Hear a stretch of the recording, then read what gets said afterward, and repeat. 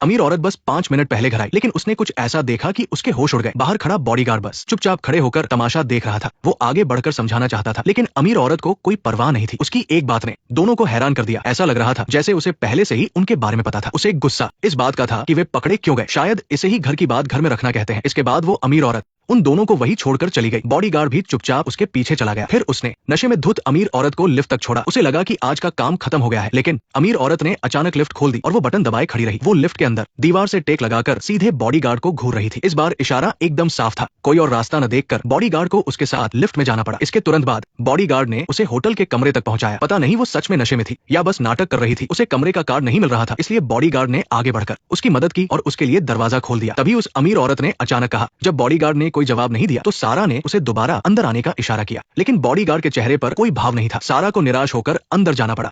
फिर उसने गिरने का नाटक किया और उसे बेवकूफ बनाकर अंदर बुला लिया, लेकिन कमरे का कार्ड गलती से बाहर ही गिर गया। उसी समय सारा का पति गुस्से में और नशे की हालत में सारा के कमरे का दरवाजा खटखटाने पहुंचा और इधर बॉडीगार्ड ने सारा को दीवार से लगा रखा था। उनकी नजरें मिली और कमरे का माहौल एकदम से गर्म हो गया, लेकिन जैसे ही बात आगे बढ़ने वाली थी, पति ने अचानक दरवाजा खटखटाना शुरू कर दिया। शुक्र है कि उन दोनों के कपड़े अभी तक सही सलामत थे। बॉडीगार्ड दरवाजा खोलने ही वाला था कि सारा ने उसे खींच लिया और चुप रहने का इशारा किया। तभी पति की नजर जमीन पर पड़े रूम कार्ड पर गई। वो उसे उठाने ही वाला था कि तभी बॉडीगार्ड कैप्टन अचानक आ गया। उसने कार्ड उठाने में मदद की और सीधे दरवाजे के सामने खड़ा हो गया, मानो वो पति को अंदर जाने से रोक रहा हो। जब उसने देखा कि वाइस प्रेसिडेंट जा चुका है तो उसने कार्ड दरवाजे के नीचे से अंदर खिसका दिया। पता नहीं उसे उन दोनों के राज के बारे में पता चला या नहीं। अगले सीन में सारा नाइटी पहने बिस्तर पर बैठी थी और बॉडीगार्ड कमरे से बाहर आ रहा था, लेकिन उसके कपड़े अभी भी एकदम ठीक थे, जरा भी सिलवट नहीं थी। तो सच में मुझे भी नहीं पता कि उनके बीच कुछ हुआ या नहीं, लेकिन उन्हें एक साथ देखकर ये अंदाजा लगाना मुश्किल नहीं है। बिस्तर थोड़ा बिखरा हुआ था, लेकिन इतना भी नहीं। असल में क्या हुआ ये आप खुद ही सोच लीजिए। अगले दिन वो सब वापस लौट रहे थे। सारा और डेविड ने पूरे रास्ते एक दूसरे से कोई बात नहीं की,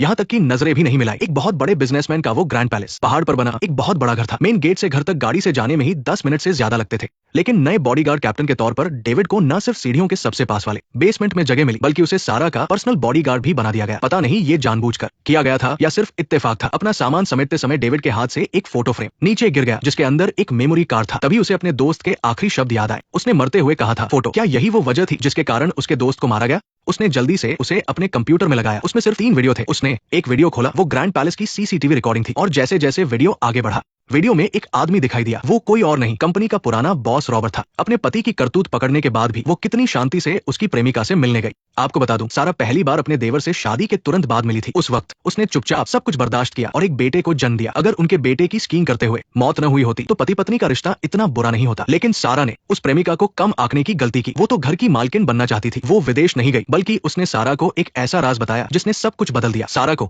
हमेशा लगता था कि उसे और उसके पति को एक चैरिटी इवेंट में पहली नजर में प्यार हुआ था, लेकिन उस औरत ने बताया कि उस समय उसका पति न सिर्फ उसके साथ था, बल्कि उसकी एक और गर्लफ्रेंड भी थी। उस गर्लफ्रेंड की ड्रग से मौत हो गई थी, जिसके कारण उसके पति को दूर अफ्रीका जाना पड़ा। अपनी इज्जत बचाने के लिए उसने चैरिटी करने वाली सारा को फंसाया, लेकिन उस औरत को जरा भी अंदाजा नहीं था कि ये सब सुनकर सारा बिल्कुल शांत रहेगी। पर वो औरत हार मानने वालों में से नहीं थी। वो सीधे सारा की सास के पास गई और उसे दिन भर की सारी बातें बता दी। ये सुनकर उसकी सास सोच में पड़ गई। आखिर उस औरत और उसके बच्चे को उसी ने घर में वापस बुलाया था। वो वंश बढ़ाने के लिए नहीं, बल्कि अपनी बड़ी बहू को घर से निकालने के लिए था। लेकिन अब तो पासा ही उल्टा पड़ गया था। बहुत जल्द सास ने वकील को फोन लगाया। जब उसे पता चला कि वो बच्चा उसी के परिवार के खून का है, तो उसने तुरंत वकील को एक फैमिली फोटो खिंचवाने का इंतजाम करने को कहा। अगले सीन में फैमिली फोटो की सारी तैयारी हो चुकी थी। जब सारा वहां पहुंची और उसने कुर्सी पर उस लड़के को बैठे देखा तो वो तुरंत सब कुछ समझ गई। उसकी सास उस औरत और उस बच्चे को अपने परिवार का हिस्सा बनाना चाहती थी। उसने अपने पति की तरफ देखा तो वो बड़ी बेशर्मी से मुस्कुरा रहा था। वो मुड़ी और सीधे अपनी सास से सवाल किया, क्या सिर्फ इसलिए क्योंकि सारा ने उसे कंपनी के पैसे नहीं छूने दिए तो वो परिवार का मजाक पूरी दुनिया के सामने बना रही है? लेकिन सास ने बड़ी चालाकी से सारा के मरे हुए बेटे की बात छेड़ दी। उसने कहा कि सारा ही थी जिसने अपने बेटे की मौत की खबर छुपा कर रखी और सबको बताया कि वो बाहर पढ़ रहा है। अब वो आराम से उस बच्चे को सारा का बेटा बनाकर पेश कर सकती है। ये सुनकर सारा के रोंगटे खड़े हो गए, क्योंकि उसकी सास न सिर्फ उस लड़के को अपनाना चाहती थी, बल्कि सारा को उस लड़के की मां भी बनाना चाहती थी। कोई रास्ता न देखकर सारा को गुस्से से भरा चेहरा लेकर कैमरे के सामने बैठना पड़ा। लेकिन ये मत सोचिए कि सास अभी हंस रही है तो आगे भी हंसेगी। उसे इसकी बहुत बड़ी कीमत चुकानी होगी। और जिस चीज ने सारा को जवाब देने पर मजबूर किया वो था सास का उस लड़के को सारा के बेटे के कमरे में ठहराना। इतना ही नहीं, उसने नौकर से कहा कि सारा के बेटे का सारा सामान फेंक दिया जाए। सारा बस अकेले में रोना चाहती थी, लेकिन उसके दुख और गुस्से ने उसे गाड़ी की रेस पूरी दबाने पर मजबूर कर दिया। घर से निकलते ही उसका खतरनाक एक्सीडेंट होते होते बचा। अच्छा हुआ कि डेविड वक्त पर वहां पहुंच गया और बिना कुछ कहे वो गाड़ी में बैठ गया। सारा के गाड़ी से उतरने को कहने पर भी उसने ऐसे बर्ताव किया जैसे कुछ सुना ही न हो। आखिर उसका काम ही सारा की रक्षा करना था। मजबूरी में सारा को हार माननी पड़ी। वैसे उन दोनों के बीच कोई आम रिश्ता नहीं था। यहाँ मुझे आपको उनके रिश्ते के बारे में कुछ बताना होगा। असल में उस रात कुछ नहीं हुआ था। 3 बार मना करने के बाद सारा उसे काम से निकालना चाहती थी। तब डेविड को अपना असली मकसद बताना पड़ा। उसने बताया कि कुछ महीने पहले उसके दोस्त का खून हो गया था और मारने वाला वही आदमी था जिसने सारा को मारने की कोशिश की थी। हालांकि वो हमला नाकाम हो गया था, लेकिन वो कातिल शांत नहीं बैठेगा, इसलिए उसने सारा की हिफाजत करने का फैसला किया ताकि वो उस कातिल को पकड़ सके। और अब वो अपना वादा निभा रहा था। सारा को अपने हाथों से मिट्टी साफ करते देख वो अपने आप ही नीचे बैठ गया और रुमाल से उसके हाथ साफ करने लगा। इसमें कोई शक नहीं कि ये देखकर सारा को अच्छा लगा, लेकिन फिर अचानक सारा ने उसे रोकते हुए बड़ी सख्ती से कहा। आज सारा उस बड़े से घर में वापस नहीं जाना चाहती थी, बल्कि पहाड़ों के एक विला में आई थी। लेकिन जैसे ही उन्होंने गाड़ी रोकी, उन्होंने घर के अंदर एक आदमी को देखा। वो सारा का पति था और उसी वक्त उसके पति ने भी उन दोनों को साथ देख लिया था। इसलिए जैसे ही सारा अंदर गई, उसने बड़े अजीब तरीके से बात की। सच कहूं तो उसके पति में बिल्कुल भी अक्ल नहीं थी। चाहे आप कितनी भी मीठी बातें करें, आपको सही समय और जगह का ध्यान रखना चाहिए। उसकी ये हरकत सिर्फ खुद की बेइज्जती करवाने जैसी थी। वो तो जबरदस्ती भी करने लगा और तभी बॉडीगार्ड ने सब देख लिया। वो बिना कुछ सोचे अंदर भागा और पीछे से उसे कसकर पकड़ लिया। ये अपने मालिक पर हाथ उठाने जैसा था। आखिर उसका पति कंपनी का वाइस प्रेसिडेंट था और पति पत्नी के झगड़े में एक बॉडीगार्ड को बीच में नहीं पड़ना चाहिए। अच्छा हुआ सारा ने वक्त पर वहां से चलने को कहा, नहीं तो उसके पति का गुस्सा उस पर उतरता। लेकिन इस घटना के बाद पति की डेविड से नफरत साफ दिखाई दे रही थी और कोई जगह न होने पर सारा को उसी बड़े घर में वापस जाना पड़ा। पूरी रात सोचने के बाद उसने आखिर एक बहुत बड़ा फैसला लिया। क्या सच में? मैं तुम्हें पूरा सच बताऊंगी। आप जिस गायब इंसान के बारे में सुन रहे हैं, वो उस मरे हुए आदमी का बेटा है। वो रॉबर्ट नाम के चेयरमैन का बेटा है। और अब मालकिन का भरोसा जीतने के लिए डेविड छुपकर विला के सीसीटीवी रूम में घुसा और रिकॉर्डिंग निकाली। बाहर आते ही उसे दूसरे बॉडीगार्ड ने देख लिया। उसने झूठ बोला कि वो नौकर को ढूंढ रहा है। दूसरे बॉडीगार्ड ने उसे दूसरी मंजिल पर वाइस प्रेसिडेंट से मिलने को कहा। वाइस प्रेसिडेंट ने उससे पूछा कि कल रात उसने उसकी बात टालने की हिम्मत कैसे की। डेविड को झूठ बोलना पड़ा कि उसने थोड़ा ज्यादा ही रिएक्ट कर दिया था, लेकिन वो बस अपनी ड्यूटी निभा रहा था ताकि उसकी मालकिन को चोट न लगे। वाइस प्रेसिडेंट ने बड़ा दिल दिखाते हुए कहा कि वो इतना बड़ा आदमी होकर भी इतनी छोटी सी बात पर किसी को नौकरी से नहीं निकालेगा। सीसीटीवी देखने पर उसे पता चला कि वाइस प्रेसिडेंट ने बॉडीगार्ड कैप्टन को 7-8 लाख कैश दिया था। साफ है कि वो किसी खुफिया काम के लिए दिए गए थे। सारा ने नौकर से कहकर अपने बेटे का कमरा खाली करवाया। कोई भी उसके बच्चे का कमरा नहीं ले सकता था। ये देखकर उसकी सास बहुत भड़क गई। उसने नौकर को बुलाया और सारा को चेयरमैन पद से हटाने की साजिश रचने लगी। कंपनी के ग्रुप में एक नोटिस देखकर सारा ने अपने भाई को पति के नाजायज बच्चे की खबर फैलाने को कह दिया। जल्द ही पत्रकारों की भीड़ ऑफिस के बाहर जमा हो गई, जो इस खबर का सच जानना चाहते थे। उधर लिसा को अभी भी उम्मीद थी कि वो इंटरव्यू देकर सब साफ कर देगा, लेकिन सास एक नजर में ही समझ गई कि ये सब सारा का किया धरा है। मौका देखकर सारा ने अपनी सास से उसे वापस चेयरमैन बनाने को कहा। सास नहीं मानी और उसे घर जाने को कहा ताकि ये मामला शांत हो सके। अगले दिन सारा ने खुद एक प्रेस कॉन्फ्रेंस बुलाई। जब उसने पूरा सच बताया तो सास के भी होश उड़ गए। सारा की ये चाल देखकर नौकर की भी हंसी छूटने वाली थी और लिसा तो गुस्से से पागल हो रही थी कि वो अचानक से बॉस की दूसरी पत्नी कैसे बन गई। देवर भी मजे से ये सारा तमाशा देख रहा था। पति भी सारा की तारीफ करते हुए ताली बजाने से खुद को रोक नहीं पाया। सारा की चाल से गुस्से में पागल सास ने भी तय कर लिया कि वो हार नहीं मानेगी। ग्रुप की चेयरपर्सन होने के नाते सारा को अपना आखिरी ब्रह्मास्त्र इस्तेमाल करना पड़ा। उसने धमकी दी कि वो ग्रुप की फाइनेंस रिपोर्ट लीक कर देगी ताकि कंपनी को एक पारदर्शी इंटरनेशनल संस्था बनाया जा सके। इससे न सिर्फ सासू माँ का काला धन बंद होगा, बल्कि सरकारी पचड़ों से भी बचाव होगा। इसके बाद डेविड जब सारा को बाहर छोड़ने गया तो कैप्टन ने उसे बहुत डांटा। उधर रीटा और उसके बेटे को बॉडीगार्ड्स हवेली ले आए।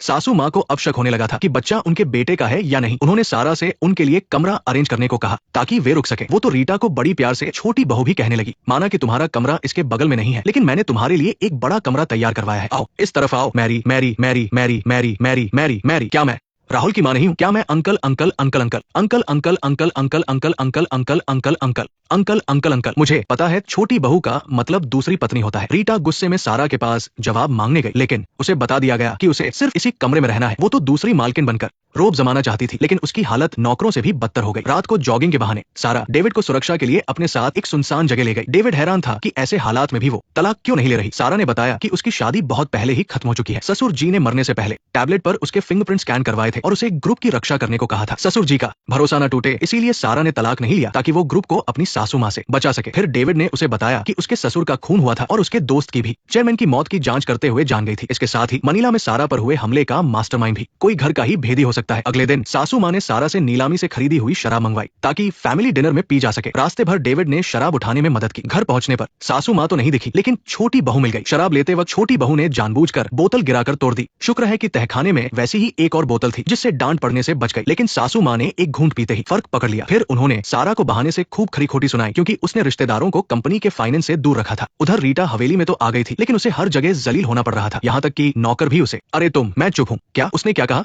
सास बहू अंदर से एक दूसरे के खून की प्यासी थी, लेकिन मीडिया के सामने उन्हें एक सुखी परिवार का नाटक करना पड़ता था। सासू माँ का जब भी मूड खराब होता वो बॉडीगार्ड्स पर गुस्सा निकालती थी, लेकिन उन्हें क्या पता था कि डेविड को ये सब ड्रामा बिल्कुल पसंद नहीं है। उसने सासू माँ को जरा भी भाव नहीं दिया। सासू माँ ने थकने का बहाना करके उसके कंधे पर सिर रखकर लड़कों के साथ फ्लर्ट किया, जिससे उनका मूड अच्छा हो गया। लेकिन जब उन्होंने मीडिया में छपी अपनी खराब तस्वीरें देखी तो उनका पारा फिर चढ़ गया। उन्होंने सारा को बुलाया और उसे एक राज बताया कि 10 साल पहले उसकी माँ को पागल खाने में डाल दिया गया था और इतने सालों से ये बात सारा से छुपाई गई थी। अगले ही दिन वो अपनी माँ से मिलने भाग पड़ी। सारा अकेली कमरे में गई और बॉडीगार्ड्स बाहर खड़े रहे। तभी अचानक अंदर से एक तेज चीख सुनाई दी। सारा ने अपनी जिंदगी में इतनी मतलबी माँ कभी नहीं देखी थी। वो खुद तो छुपकर भाग जाती थी, लेकिन अपनी बेटी को गुंडों के हवाले कर देती थी। गुंडे उसकी बेटी को उसके सामने ही पीटते थे, लेकिन उसे जरा भी तरस नहीं आता था। उल्टे वो अपनी बेटी को डांटती थी कि वो उसकी तरफ ना देखे। जब तक गुंडे चले नहीं जाते तब तक वो अपनी बेटी को जमीन से उठाती तक नहीं थी। जाहिर है कि बेटी के मन में भी बहुत गुस्सा था, लेकिन अमेरिका का टिकट देखते ही उसका सारा गुस्सा छूमंतर हो गया। असल में माँ भले ही गरीब थी, लेकिन वो अपनी बेटी से जबरदस्ती गोल्फ की प्रैक्टिस करवाती थी। यहाँ तक कि उसे अमेरिका के टूर्नामेंट में भेजने के लिए ही उसने साहूकारों से इतना बड़ा कर्ज लिया था। इसी वजह से बेटी विदेश गई और 10 साल बाद गोल्फ के हॉल ऑफ फेम में शामिल हो गई। लेकिन जैसे ही उसे और उसके असिस्टेंट को प्राइज मनी मिली, तभी गुंडों ने उन्हें घेर लिया। पता चला कि माँ को फिर से जुए के कर्ज के चक्कर में पकड़ लिया गया था। ये सुनकर सारा पूरी तरह टूट गई, क्योंकि पिछले 10 सालों में उसने करोड़ों रुपए कमाए थे, लेकिन उसकी माँ ने वो सब जुए में उड़ा दिए थे। अपने सारे पैसे कर्ज चुकाने में लगाने के बाद उसने अपनी माँ से हमेशा के लिए नाता तोड़ लिया और अपनी सारी कमाई दान करने का फैसला कर लिया। बाद में जब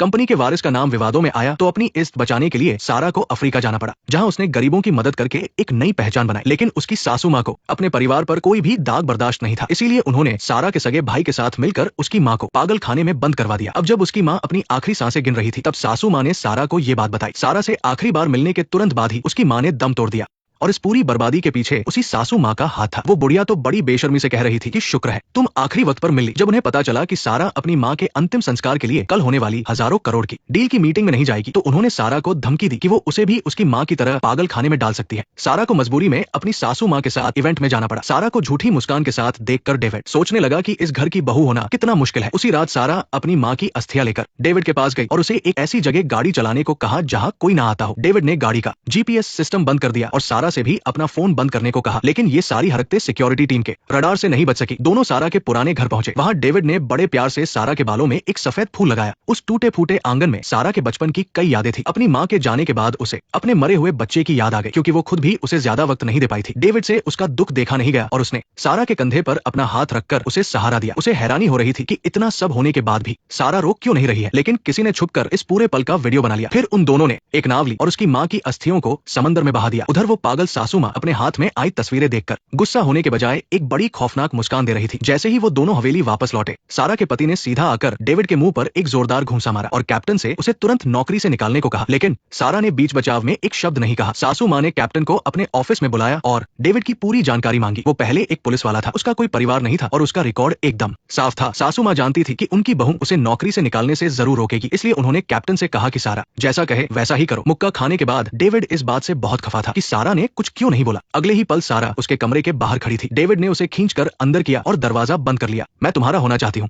तुम इतनी तकलीफ में क्यों हो? तुम मेरे बन जाओ, तुम सिर्फ मेरे होकर रहो ताकि मैं तुम पर भरोसा कर सकूं। मुझे तुम्हारी जरूरत है, मुझे तुम्हारी जरूरत है। कितनी सीधी सी बात है ना, क्योंकि सारा जानती थी कि उसे मरवाने की साजिश सी घर में रची जा रही है। उधर पागल सासू माँ ने अपने बेटे के मुंह पर एक जोरदार थप्पड़ रसीद किया और उसे खूब सुनाया कि तुम खुद बाहर दूसरी औरतों के साथ गुलछरे उड़ाते हो और अपनी ही बीवी पर शक करते हो। क्या तुम्हें नहीं पता कि सारा सिर्फ अपनी माँ की अस्थियां बहाने गई थी? उन्हें इस बात की बहुत चिढ़ थी कि उनका नालायक बेटा सारा को काबू नहीं कर पा रहा था, जिसकी वजह से उनके कई सारे प्लान खराब हो रहे थे। अपना गुस्सा निकालने के बाद उन दोनों ने मिलकर एक प्लान बनाया कि सारा को घर से कैसे बाहर निकाला जाए, वरना कंपनी में हो रहे काले धन का सच सामने आ जाएगा और उनका सारा रुतबा मिट्टी में मिल जाएगा। अगर उसे घर से निकालना मुमकिन नहीं हुआ तो उसे मारना ही आखिरी रास्ता था। इसी बीच सारा को भी समझ आ गया था कि चेयरमैन की मौत कोई हादसा नहीं थी। उसे यकीन हो गया था कि जिसने चेयरमैन और जॉन को मारा है उसी ने सारा की जान लेने के लिए गुंडे भी भेजे थे। बॉडीगार्ड्स के कैप्टन ने उन दोनों को एक साथ देखकर बहुत हैरानी जताई, लेकिन सारा ने बात को टालते हुए कहा कि उसे अभी अभी आतंकियों की एक और धमकी मिली है, इसलिए इस नाजुक वक्त में किसी भी बॉडीगार्ड को नहीं निकाला जा सकता। सारा के जाने के बाद कैप्टन बहुत भड़क गया और उसने डेविड को अपनी हद में रहने की चेतावनी दी, लेकिन डेविड ने बड़ी आसानी से सारा की सुरक्षा का बहाना देकर बात खत्म कर दी। उधर रीटा अभी भी इसी सोच में डूबी थी कि सारा की माँ का अंतिम संस्कार इतने गुपचुप तरीके से क्यों किया गया। उसकी माँ ने उसे बताया कि इसका मतलब है कि ये परिवार सारा की कोई इज्जत नहीं करता है। उन्होंने रीटा से कहा कि वो तब तक डटी रहे जब तक सारा को घर से निकाल नहीं दिया जाता। रात को डेविड सीधा एडस्टार गैंग के इलाके में जा पहुंचा ताकि वो जांच पड़ताल कर सके। कसीनो के हर कोने में कैमरे लगे हुए थे। उसने झूठ बोला कि उसे कंपनी ने उनके बॉस से मिलने भेजा है, लेकिन जब उन्होंने उसका अनजान चेहरा देखा तो साफ मना कर दिया और तुरंत कैप्टन को वो सीसीटीवी फुटेज भेज दी। कैप्टन ने डेविड से पूछताछ की कि वो उस गैंग के अड्डे पर क्या कर रहा था। अब डेविड को भी पूरा यकीन हो गया था कि जॉन की मौत में कैप्टन का ही हाथ है। कोई और रास्ता न देखकर कैप्टन ने डेविड को बताया कि वो बस चेयरमैन के काले धन को सफेद करने का काम करता था। तब डेविड ने पूछा कि उसने चेयरमैन की मौत का सच क्यों छुपाया, क्योंकि इसी राज की वजह से जॉन की जान गई थी। कैप्टन ने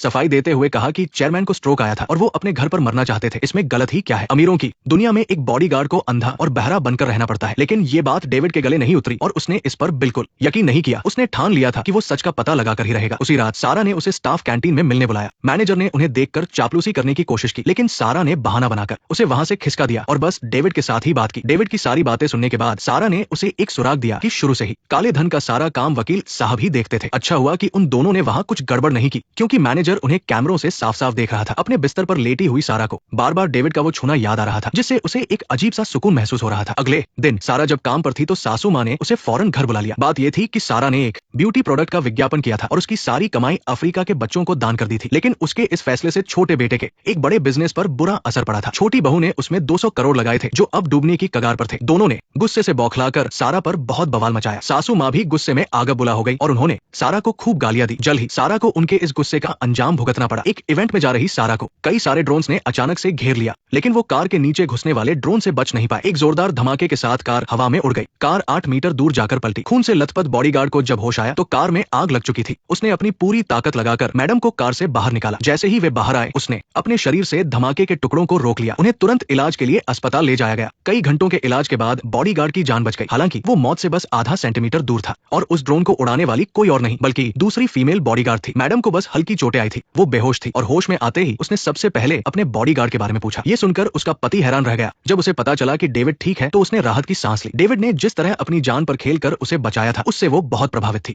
अस्पताल के बाहर रिपोर्टर्स की भीड़ सारा का इंटरव्यू लेना चाहती थी, लेकिन असिस्टेंट ने ये कहकर उन्हें रोक दिया कि मैडम को आराम की जरूरत है। पर इस हमले की वजह से कंपनी को मिलने वाले डोनेशन में काफी बढ़ोतरी हो गई। इसका फायदा उठाते हुए जैक और उसकी मां ने मीडिया को भड़काना शुरू कर दिया। उसने रिपोर्टर्स को जैक की असली पहचान बताई और उनसे कहा कि वो चेयरमैन की सीक्रेट गर्लफ्रेंड को अस्पताल में चुपके से रिकॉर्ड करे। दूसरी तरफ फीमेल बॉडीगार्ड बेहोश डेविड को मारने की कोशिश कर रही थी। तभी वाइस चेयरमैन वहां आ गए, जिससे उसे पीछे हटना पड़ा। उनके जाने के बाद कमरे के कैमरे को देखते हुए उसने अपने बॉस को बताया कि मिशन फेल हो गया है। इस हमले की खबर सुनकर पुलिस चीफ भी घबरा गया और सीधा सास के पास जाकर बोला कि वो जल्द ही मुजरिम को पकड़ लेगा। वो उनके सामने एक पालतू कुत्ते की तरह दुम हिला रहा था। तभी वकील हान ने उसे पैसों से भरा एक बड़ा लिफाफा थमाया और इशारा किया कि इस हमले का इल्जाम किसी आतंकवादी संगठन पर डाल दे। उसका सीधा मतलब था कि किसी भी निर्दोष को पकड़कर केस रफादफा करो ताकि कंपनी का नाम खराब ना हो। सारा जब डेविड से मिलने गई तो वो अपने बिस्तर पर नहीं था। डेविड उस हादसे की सीसीटीवी फुटेज निकलवा कर खुद ही छानबीन कर रहा था। पुलिस को अभी तक कोई सुराग नहीं मिला था। ये सुनकर वाइस चेयरमैन ने चैन की सांस ली और अपने आदमी को काले धन को सफेद करने का काम सौंप दिया। पैसे मिलने पर उस आदमी को भी शक होने लगा कि कहीं वाइस चेयरमैन ने ही तो ये हमला नहीं करवाया था। उधर वकील हान ने सास को बताया कि वाइस चेयरमैन का किसी खतरनाक इंसान से कनेक्शन है और वो पैसों की हेराफेरी कर रहा है। लेकिन सास ने उससे कहा कि वो इन छोटी मोटी बातों पर ध्यान न दे और बस उनके छोटे बेटे के बिजनेस पर नजर रखे। डेविड के घायल होने की वजह से अब सारा की सुरक्षा की जिम्मेदारी उस फीमेल बॉडीगार्ड को मिल गई थी। डिस्चार्ज होने से पहले सारा एक बार फिर डेविड से मिलने गई।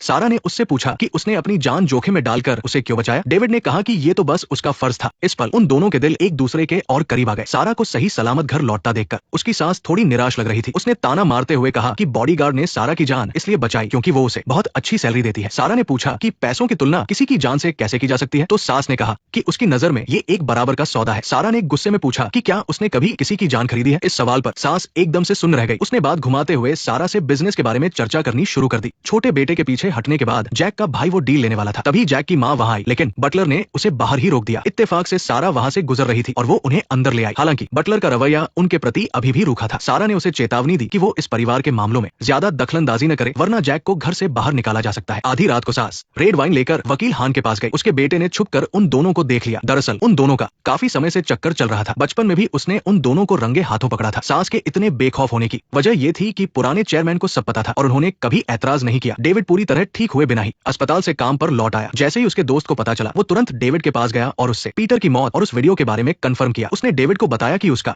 शक शायद सही था। वाइस चेयरमैन ने उस खतरनाक गैंग को एक बड़ी रकम दी है और हो सकता है कि वो हमला उन्होंने ही करवाया हो, लेकिन वो डेविड की बस इतनी ही मदद कर सकता था क्योंकि वो खुद को अमीरों की इन गंदी साजिशों से दूर रखना चाहता था। आधी रात को सारा चुपके से डेविड के कमरे में आई। उसने दरवाजा खटखटाकर उसे बताया कि कंपनी का असली बही खाता वकील हान के कमरे में है। डेविड को अभी भी चोटिल देखकर सारा ने उसे संभल कर रहने को कहा। डेविड ने कैमरे की मदद से देखा कि वकील हान के कमरे के बाहर कोई सीसीटीवी नहीं है। वो समझ गया कि ऐसा लोगों की पहचान छुपाने के लिए किया गया है। वकील हान के बाहर जाते ही डेविड चुपके से उसके कमरे में घुसने लगा। ये सब फीमेल बॉडीगार्ड ने देख लिया था। डेविड ने वकील हान की कार से उसका एक इस्तेमाल किया हुआ तौलिया निकाल लिया था ताकि दरवाजे पर बैठा खूंखार कुत्ता उस पर न भौंके, लेकिन दरवाजे पर फिंगरप्रिंट लॉक लगा हुआ था। वो फौरन किचन में गया और वकील हान का इस्तेमाल किया हुआ वाइन ग्लास ढूंढकर उस पर से उसके फिंगरप्रिंट्स का एक सांचा तैयार कर लिया। फिर उसने आसानी से दरवाजे का लॉक खोल लिया। पूरे कमरे की तलाशी लेने पर भी उसे कुछ नहीं मिला। अब सामने एक तिजोरी थी जिसे खोलने के लिए फिंगरप्रिंट के साथ एक पासवर्ड की भी जरूरत थी। तभी उसकी नजर बेड के पास रखी घड़ी पर पड़ी और उसे एक तरकीब सूझी। उसने घड़ी को खोलकर उसके अंदर एक हिडन कैमरा लगा दिया। दूसरी तरफ वो फीमेल बॉडीगार्ड दौड़कर वकील हान को सब बताने चली गई। बाहर निकलने से पहले डेविड से गलती से एक लकड़ी का बक्सा खिसक गया और उसे वो चीज मिल गई जिसकी उसे तलाश थी, यानी कंपनी का बही खाता। जब तक वकील हान वापस आता, डेविड वहां से सेफली निकल चुका था। अपने कमरे से बही खाता गायब देखकर वकील हान आग बबूला हो गया। उधर डेविड वो बही खाता लेकर सारा के पास पहुंच गया था। तभी कंपनी में अचानक एक ऐसी चीज हुई जो पहले कभी नहीं देखी गई थी। एक बेहद बेवकूफ अमीर चेयरमैन ने महज 1000 कोरियन वॉन के नमक वाले पानी को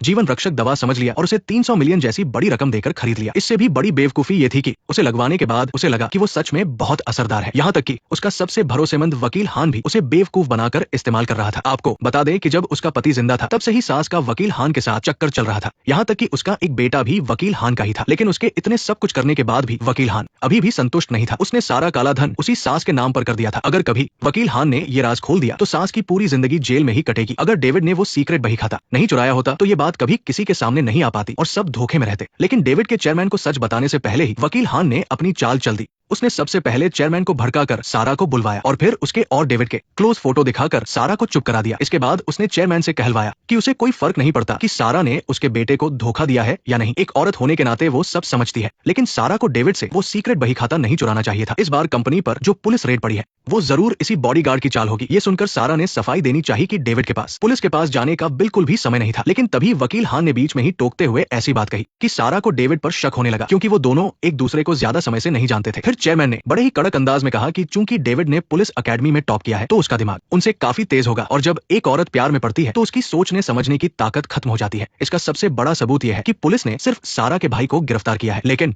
वकील हान ये कभी नहीं होने देता कि बही खाता चेयरमैन तक पहुंचे। इसलिए जैसे ही सारा वहां से गई वो तुरंत छोटी बहू के पास गया। इसमें कोई शक नहीं था कि ये सीधी सादी छोटी बहू अब वकील हान के हाथों की कठपुतली बनने वाली थी और वो भी सिर्फ इसलिए क्योंकि वो उस अमीर परिवार की बड़ी बहू बनना चाहती थी जिसके लिए सारा को रास्ते से हटाना जरूरी था। इसलिए सारा के भाई की गिरफ्तारी की खबर सुनते ही उसने तुरंत रिपोर्टर्स को सब बता दिया। अगले ही दिन चैरिटी एंजल के नाम से मशहूर सारा के भाई की गिरफ्तारी की खबर हर न्यूज चैनल पर छा गई। इसके चलते कंपनी के शेयर्स बुरी तरह गिर गए। इस परेशानी से निपटने के लिए चेयरमैन सास ने तुरंत शेयर होल्डर्स की एक मीटिंग बुलाई ताकि सब मिलकर कोई हल निकाल सके। लेकिन वो सब तो बस मामूली लोग थे, उन्हें क्या समझ आता। आखिर में सबसे बड़े विलेन वकील हान ने ही उन्हें एक जबरदस्त आइडिया दिया और बिना किसी शक के लोगों को सबसे ज्यादा मजा दूसरों की गॉसिप में ही आता है और वो गॉसिप सारा के बारे में थी। अगले ही पल वकील हान सारा को चेयरमैन के सामने ले गया और फिर चेयरमैन से कहलवाया कि उसे अपने पति के साथ एक फोटोशूट करवाना होगा ताकि लोगों का ध्यान इस विवाद से हट सके। ये साफ था कि ये उन दोनों को अकेले वक्त बिताने का मौका देने के लिए था। हालांकि सारा को ये थोड़ा अजीब लग रहा था लेकिन उसने जाहिर नहीं होने दिया क्योंकि पिछली रात ही डेविड ने उसे सब बता दिया था और वो जानती थी कि सीक्रेट पैसा आखिर में चेयरमैन के अकाउंट में ही गया है। इसका मतलब है कि अगर कंपनी की जांच होती भी है तो भी उसके भाई को कोई नुकसान नहीं होगा। बस उन दोनों को अभी तक वकील हान का असली मकसद नहीं पता था, इसलिए वो चुपचाप सही मौके का इंतजार करने लगे। अगले दिन दोनों बुसान के एक विला में गए। एक लाइट हाउस के पास से गुजरते समय डेविड ने सारा का मूड ठीक करने की कोशिश की। तभी अचानक हवा से सारा का स्कार्फ उड़ गया। शुक्र है डेविड ने फुर्ती से उसे पकड़ लिया। फिर उसने फिल्मों की तरह सारा को वो स्कार्फ पहनाया। डेविड के इस प्यार भरे अंदाज से वो दोनों एक दूसरे के और करीब आ गए। लेकिन उन्हें इस बात का बिल्कुल भी अंदाजा नहीं था कि कोई कैमरे में ये सब रिकॉर्ड कर रहा है और वो कैमरा पकड़ने वाला शख्स कोई और नहीं बल्कि चेयरमैन का पर्सनल बॉडीगार्ड था। लेकिन उसे यहाँ चेयरमैन ने नहीं बल्कि वकील हान ने भेजा था। इसलिए उसका असली मकसद सिर्फ तस्वीरें खींचना नहीं था बल्कि रात के अंधेरे में उन पर हमला करना था। वो चुपके से दीवार फांद कर अंदर घुस गया। हालांकि डेविड काफी सतर्क था लेकिन विला बहुत बड़ा था और बाकी सारे बॉडीगार्ड्स भी अचानक गायब हो गए थे। जब डेविड को कमरे में किसी के होने का एहसास हुआ तब तक वो नकाबपोश आदमी सारा के सामने पहुंच चुका था। गनीमत रही कि सारा के पास एक तकिया था जिससे उसने खुद को बचाया। इससे सारा को बचने का थोड़ा वक्त मिल गया और डेविड भी सही समय पर वहां पहुंच गया। सारा को खिड़की से भागने का बोलकर डेविड उस आदमी से भिड़ गया। अपनी शानदार फुर्ती से वो उस पर भारी पड़ रहा था लेकिन धोखे से किए गए वार से बचना मुश्किल होता है। उस नकाबपोश ने बड़ी चालाकी से हथियार बदलकर डेविड को घायल कर दिया और फिर एक जोरदार किक मारकर डेविड को लगभग मौत के घाट ही उतार दिया था। अगर वकील हान ने उसे ये न कहा होता कि सारा को मारने के बाद सारा इल्जाम डेविड पर डालना है तो वो अभी डेविड की जान ले लेता। लेकिन जैसे ही वो सारा के पीछे भागा डेविड को भी होश आ गया और फिर उन तीनों के बीच एक बड़ी सी यॉट पर जानलेवा दौड़ शुरू हो गई। इस वक्त अगर वो जरा सा भी झुकता तो सारा को देख लेता, इसलिए सारा हाथ पर हाथ धरे नहीं बैठ सकती थी। वो तुरंत यॉट के अंदर की तरफ भागी। वो एक वॉशरूम में छुपने में कामयाब रही लेकिन इससे पहले कि वो चैन की सांस ले पाती उसे अपने सिर के ऊपर कुछ अजीब सा लगा और उसने ऊपर देखा। पता नहीं इस यॉट को कैसे डिजाइन किया गया था लेकिन अब सारा बुरी तरह से फंस चुकी थी। सारा को बेहोश देखकर डेविड का खून खौल उठा। वो बिना डरे एक चाकू उठाकर उस कातिल पर टूट पड़ा। वो जानता था कि अगर उसने उसे जिंदा पकड़ने की कोशिश की तो उसे अपनी सबसे अजीज चीज खोनी पड़ सकती है। लेकिन जब डेविड उस पर हावी हो गया तो उसने उस कातिल का नकाब उतारने की कोशिश की, लेकिन तभी वो कातिल वहां से छूट निकला और फिर से उस पर हमला करने की फिराक में लग गया। इसके बाद तो मामला एकतरफा हो गया और आखिरकार उसने उसे पानी में धक्का दे दिया। लेकिन उसे घायल हुए आधा घंटा हो चुका था और इतना ज्यादा खून बह जाने की वजह से उसका चलना मुश्किल हो गया था। वो सारा को वापस नहीं ले जा सकती थी। मजबूरी में उसने रस्सी छोड़ दी और यॉट को समंदर के बीचों बीच ले गई ताकि अगले दिन मदद मिल सके, और वह खुद केबिन में बेहोश होकर गिर पड़ी। अगली सुबह जब यॉट पर सूरज की पहली किरण पड़ी तो सारा ने फिक्र करते हुए उसकी चोट के बारे में पूछा, लेकिन बुरी तरह घायल होने के बावजूद उसे सिर्फ मैडम की परवाह थी कि कहीं उन्हें तो चोट नहीं लगी, क्योंकि उसने मैडम की हिफाजत करने का जो वादा किया था वो उसे निभाना चाहती थी। इसी बीच उस बिखरे हुए विला में वाइस चेयरमैन ने देर से पहुंचकर हर तरफ खून ही खून देखा। जब उसने सारा को देखा तो वो गहरी नींद में थी। सारा का हाथ अनजाने में उसके पैर पर रखा हुआ था, जिससे उसे शक हुआ कि सारा उसे समझ क्या रही है। सारा अचानक उठी और अपने सामने अपने पति को देखकर हैरान रह गई। उसे एहसास हुआ कि उसने गलती से किसी और को छू लिया था। दोनों आदमी खिड़की से एक दूसरे को घूर रहे थे। वाइस चेयरमैन को इस बात की कोई परवाह नहीं थी कि उसकी पत्नी घायल है या नहीं, बल्कि वो ये पूछ रहा था कि क्या वे दोनों रात भर अकेले थे। मीडिया के सामने उन्होंने एक प्यारे जोड़े होने का दिखावा किया। बगल में खड़ा बॉडीगार्ड जलन से भर गया। सारा ने जब उसे जलते हुए देखा तो उसे वो पल याद आ गया जब पट्टी बांधते वक्त उसने उसके शरीर पर ढेर सारे जख्म देखे थे। उन्हें लगा कि नकाबपोश का मकसद लोगों को मारना था। अगर ये सास की साजिश होती तो निशाना सिर्फ पति होता। जल्दबाजी में किसी को मारने से पति का राज सबके सामने आ जाता। इसके पीछे वाइस चेयरमैन या दूसरा बेटा हो सकता है। ये चेक करने के लिए कि कहीं उसका पति तो इसमें शामिल नहीं है, सारा ने सीधे तौर पर उससे पूछा कि क्या दूसरा बेटा नाजायज है, जिसे पुराने चेयरमैन की मौत के बाद ही विला में वापस लाया गया था। उसका रिएक्शन देखकर सारा समझ गई कि उसे कुछ नहीं पता। उसे समझ ही नहीं आया कि इस बात का क्या मतलब है। तब सारा ने बताया कि शायद पुराने चेयरमैन का खून किया गया था। इस बीच विला में न्यूज देखकर सास गुस्से से पागल हो रही थी। असल में जिस वाटर ऑफ लाइफ के लिए वो 30 करोड़ चुका रही थी वो महज कुछ रुपयों का खारा पानी था। उसे सबसे ज्यादा गुस्सा इस बात का था कि दूसरों को वही चीज सिर्फ 1 करोड़ में बेची जा रही थी। 2 धोखेबाजों ने उसे बेवकूफ बना दिया था। अच्छी खबर ये थी कि उसके आदमियों को मैडम और बॉडीगार्ड की नजदीकियों वाली तस्वीरें मिल गई थी। भले ही उनके बीच कुछ न हुआ हो, लेकिन अगर न्यूज में इसे बढ़ा चढ़ाकर दिखाया गया तो लोग मान लेंगे और इसके बहाने उसकी खुद की बेइज्जती वाली खबर भी दब जाएगी। वकील को अब तक डेविड के इंतकाम का मकसद पता चल गया था, लेकिन सास भी ये जानने को बेताब थी कि डेविड को चेयरमैन की मौत पर शक क्यों हुआ। विला लौटकर सारा ने चुपके से वकील से इस हमले के बारे में पूछा। मुड़ते ही उसने फीमेल बॉडीगार्ड को देखा और उसे धमकी दी कि वो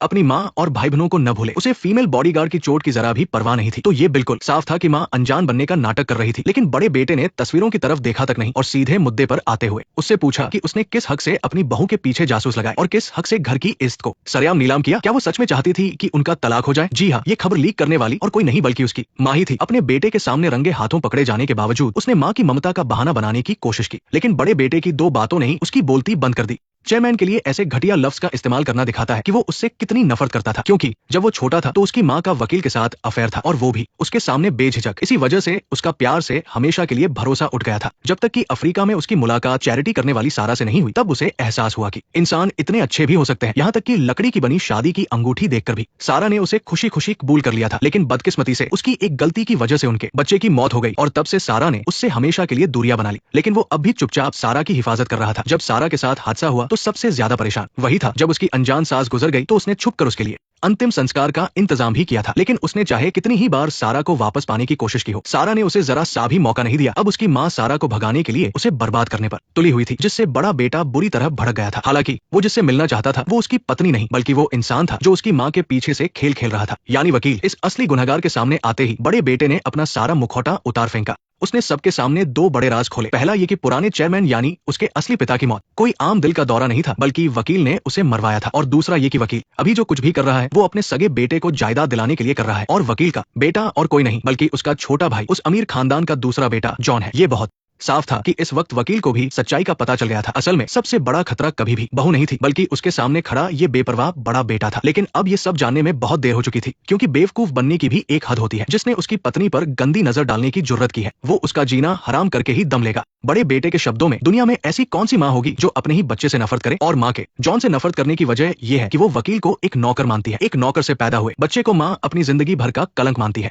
ये थप्पड़ एक तरह से अपनी औकात भूलना था। लेकिन बड़े बेटे को जरा भी गुस्सा नहीं आया, क्योंकि उनके अमीर खानदान में किसी को मारना सबसे बड़ी बेवकूफी मानी जाती थी। सिर्फ हारने वाले ही हाथ उठाते हैं। लेकिन बड़े बेटे ने अभी हार नहीं मानी थी। उसने अपना निशाना वकील के बेटे जॉन की तरफ कर लिया। उसने कहा कि उसके और माँ के रिश्ते का सच कोई राज नहीं है। जॉन को भला कैसे नहीं पता होगा कि उसका असली बाप कौन है? फिर भी वो वकील के साथ कीड़े मकोड़ों जैसा सुलूक क्यों करता है? बिल्कुल सही, यही तो दिल चीर देने वाला सच था। बड़ा बेटा सब कुछ साफ साफ समझ गया था, लेकिन जाने से पहले उसने अपनी आखिरी चेतावनी दे दी। दोनों गुनहगारों से निपटने के बाद वो बेसमेंट में आया। बॉडीगार्ड डेविड को पहले से ही यहाँ बांध कर रखा गया था। भले ही वो ऐसे बात कर रहा था जैसे कोई बराबरी का मुकाबला चाहता हो, लेकिन सिक्योरिटी कैप्टन के जाते ही उसने डेविड के माथे पर बंदूक तान दी। जाहिर है कि एक आदमी होने के नाते उसे बहुत फर्क पड़ता था, लेकिन डेविड का चेहरा देखकर वो तुरंत समझ गया कि उन दोनों ने कोई हद पार नहीं की थी। मगर ऐसा न होने पर भी वो किसी को भी ये हक नहीं देता कि वो सारा को चोट पहुंचाए। इसलिए आगे के सवालों का जोर इस बात पर था कि बॉडीगार्ड सारा के करीब क्यों आया था। और डेविड ने भी सच बता दिया कि वो अपने जिगरी दोस्त के कातिल को ढूंढने आया था, और ये कातिल वही इंसान है जिसने सारा पर हमला करवाया था। सच तो ये है कि बड़े बेटे का डेविड को मारने का कोई इरादा नहीं था। आखिरकार उसने उसकी पत्नी की कई बार जान बचाई थी, लेकिन जब उस पर खतरा मंडराया तो सारा ने बंदूक को अपनी तरफ खींच लिया।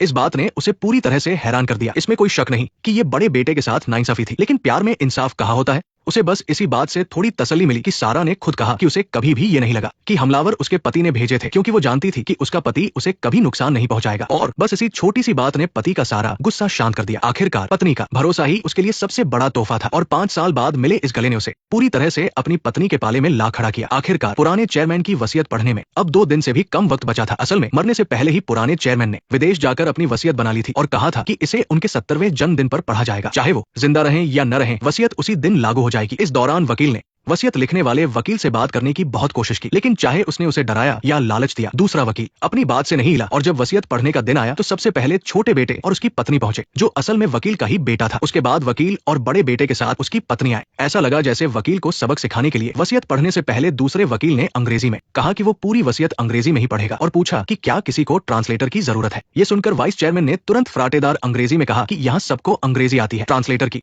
कोई जरूरत नहीं। लेकिन तभी वकील ने बात घुमा दी। बस यही एक पल था जब माहौल थोड़ा हल्का था, क्योंकि इसके बाद जो वसीयत में लिखा था वो उनके लिए एक बहुत बड़ा झटका होने वाला था। सबसे पहले विरासत के तौर पर रखे गए खुफिया पैसों की रकम करोड़ों में थी। ध्यान रहे, ये कोई छोटी मोटी रकम नहीं थी। और फिर सवाल था कि ये करोड़ों रुपए किसके होंगे। ये पूरा का पूरा पैसा बड़ी बहू के नाम वाले फाउंडेशन को दान कर दिया गया था। ये करोड़ों की रकम पहले से ही स्विस बैंक में जमा थी, और इसके लिए 5 अफसरों को खुद जाकर साइन करने होंगे, तभी वो पैसा निकाला जा सकेगा। सारा स्विस बैंक गई अपनी करोड़ों की विरासत लेने के लिए। सारा के हाथ के निशान मैच होने के बाद बैंक मैनेजर उन्हें सोने की ईंटों से भरे लॉकर रूम में ले गया। पुराने चेयरमैन के छोड़े गए इन खुफिया पैसों को लेकर दूसरा बेटा चाहता था कि तीनों में इसे बराबर बांट दिया जाए और वो अपना हिस्सा ले ले। वही सास चाहती थी कि बड़ा हिस्सा बड़े बेटे को मिले ताकि वो कंपनी चला सके, लेकिन बड़े बेटे की सोच अलग थी। उसने पिता की वसीयत का साथ दिया, जिससे सारा को सारा हक मिल गया। दूसरे बेटे को बराबर का हिस्सा मांगते हुए देखकर उसने ये सच बताना चाहा कि उसका असली बाप वकील है। सास डर गई और उसने तुरंत से आगे बोलने से रोक दिया। गुस्से में आकर दूसरे बेटे ने कहा कि ज्यादा से ज्यादा हम दोनों बर्बाद होंगे। उसके पास जो सबूत है वो उन मां बेटे को जेल भेजने के लिए काफी है। तभी बड़े बेटे को अपना शक बताना ही पड़ा कि शायद पापा का खून किया गया था। तुम ये क्या कह रहे हो? क्या तुम सच में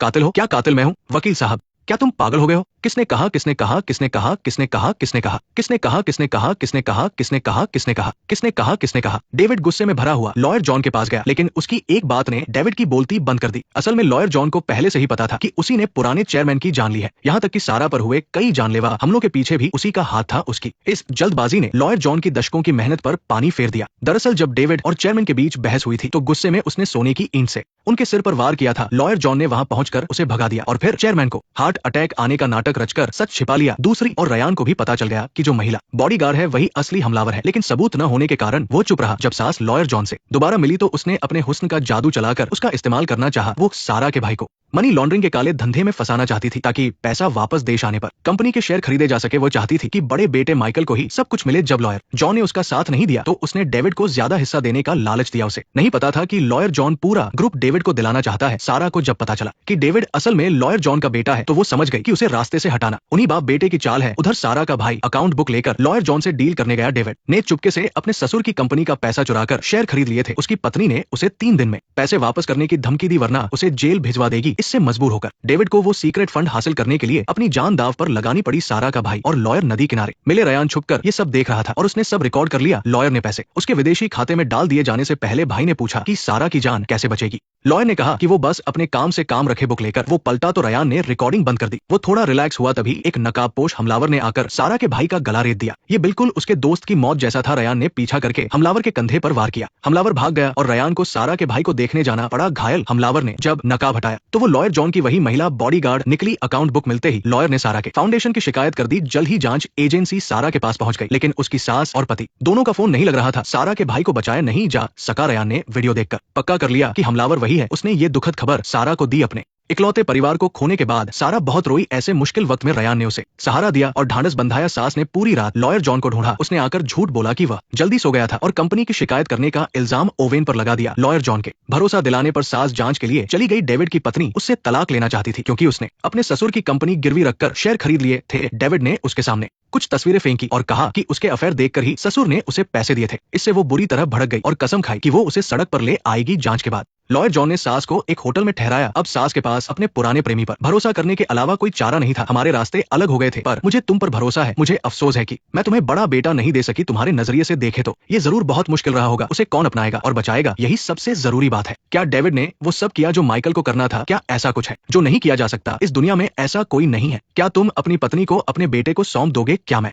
तुम्हारी पत्नी हूँ? नहीं, ऐसा नहीं है नहीं भगवान। माइकल के पास बहुत सारी संपत्ति है, बस यही काफी है। वो मेरी पत्नी है, क्या इतना काफी नहीं है? सारा की भाभी ने वो पेन ड्राइव निकाला जो उसका भाई छोड़ गया था। उधर रयान ने चुपके से वो चीज लॉयर जॉन के सेफ में रख दी ताकि ओवेन के कत्ल का इल्जाम उस पर लग सके। रयान ने आखिरकार अपने दोस्त के कातिल को पकड़ ही लिया और साथ ही ओवेन की हत्या का वीडियो भी सबूत के तौर पर था। पुलिस उस महिला बॉडीगार्ड को ले गई। अपने बेटे को चेयरमैन बनाने के लिए लॉयर जॉन ने सबसे पहले सास को जेल भेज दिया। रयान ने भी लॉयर जॉन को सीधी चेतावनी दी, लेकिन वो चालाक लोमड़ी जानता था कि रयान के पास कोई ठोस सबूत नहीं है। गुस्से में रयान सिर्फ अपनी मुट्ठी भींच कर रह गया। लॉयर जॉन ने वो सोने की ईंट निकाली जिससे डेविड ने चेयरमैन को मारा था और फिर सास से मिलने जेल गया। अब जाकर उस बुढ़िया को समझ आया कि ये सब उसी का किया धरा है, लेकिन तब तक बहुत देर हो चुकी थी। मैंने जिंदगी भर तुम्हें पाला पोसा और तुम्हारी इतनी हिम्मत, तुम तो गए काम से। लॉयर जॉन ने अपना असली मकसद बताया। वो देखना चाहता था कि अमीरों की नजरों में जो नौकर है उनका बच्चा कैसे उनकी सारी दौलत पर कब्जा करता है। उसने वो सोने की ईंट दिखाई। उसका और लॉयर का ही बेटा अपने पिता का कातिल था। अगर ये बात बाहर आ गई तो न सिर्फ डेविड फंसेगा बल्कि उसका और लॉयर जॉन का नाजायज रिश्ता भी